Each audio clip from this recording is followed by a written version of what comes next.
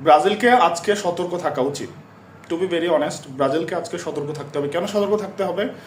কারণ একটা Seely mistake আপনাকে সেটার মাসুল দিতে হতে পারে।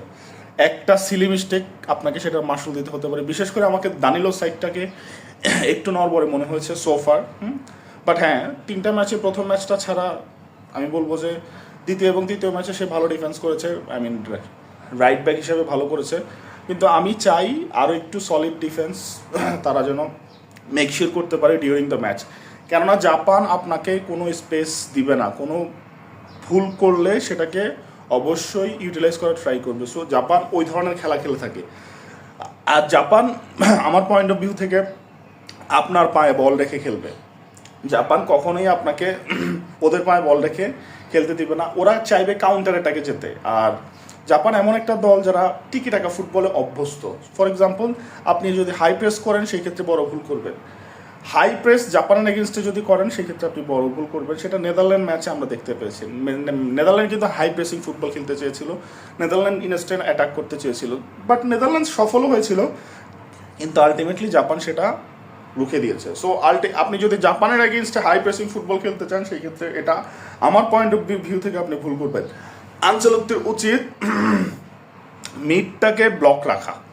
কেননা জাপান যখন প্রেসিং ফুটবল খেলবে, আই মিন কাউন্টার অ্যাটাকে যাওয়ার চেষ্টা করবে, তখন আপনার যদি মিড স্ট্রং থাকে তাহলে জাপান কিন্তু কোনো সুবিধাই করতে পারবে না। বাট আপনি যদি মিডকে ছেড়ে দিয়ে খেলেন, অবশ্যই এখানে 2-3টা গোল যদি কনসিড করে ফেলেন সেই ক্ষেত্রে অবাক হওয়ার কিছু নেই। সো আলটিমেটলি জাপানের এগেনস্টে আপনাকে যেটা করতে হবে সেটা হচ্ছে মিডটাকে ব্লক রাখতে হবে। ব্লক রেখে যদি আপনি খেলতে পারেন সেই ক্ষেত্রে ডিফেন্স ভালো একটা সাপোর্ট পাবে। আর ক্যাসিমিরোকে আজকে খুব ভালো একটা রোল প্লে করতে হবে ফর শিওর। ক্যাসিমিরোকে আজকে জ্বলে উঠতে হবে। ক্যাসিমিরো হচ্ছে আজকে ব্রাজিলের ত্রাণকর্তা বা সেভিয়র। কেননা ক্যাসিমিরোর যে ভূমিকাটা সেটা হচ্ছে, ক্যাসিমিরোর কাজই হচ্ছে ডিফেন্সটাকে সামলে রাখা, ডিফেন্সটাকে প্রোটেক্ট করা। সেন্টার ব্যাক বলেন, রাইট ব্যাক বলেন, লেফট ব্যাক বলেন, তো সব কিছু মিলিয়ে ক্যাসিমিরো যদি তার কাজটা আজকে ঠিকঠাকভাবে করতে পারে, টু বি ভেরি অনেস্ট, আমরা হয়তো ব্রাজিল জয় নিয়ে ফিরবে। বাট যদি সিলি মিস্টেক করে ফেলে like first match in the world cup at the group stage, তাহলে আমি মনে করবো যে জাপান আপনাকে সেই সুযোগটা দিবে না ওভারকাম করার। আর জাপান যদি কোনোভাবে, আমার কাছেও কেন জানি মনে হচ্ছে এটা লো স্কোরিং একটা ম্যাচ হবে বলে আমি বিশ্বাস রাখছি, বাট জাপান যদি কোনোভাবে 1-2টা দিয়ে ফেলতে পারে সেই ক্ষেত্রে তারা কিন্তু ডিফেন্স করার ট্রাই করবে। আর নেইমারকে নিয়ে যেটা বলবো সেটা হচ্ছে, নেইমারকে হয়তোবা আজকের ম্যাচেও প্লেইং 11-এ রাখবে না।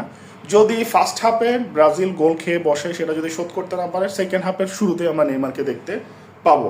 এটা এটা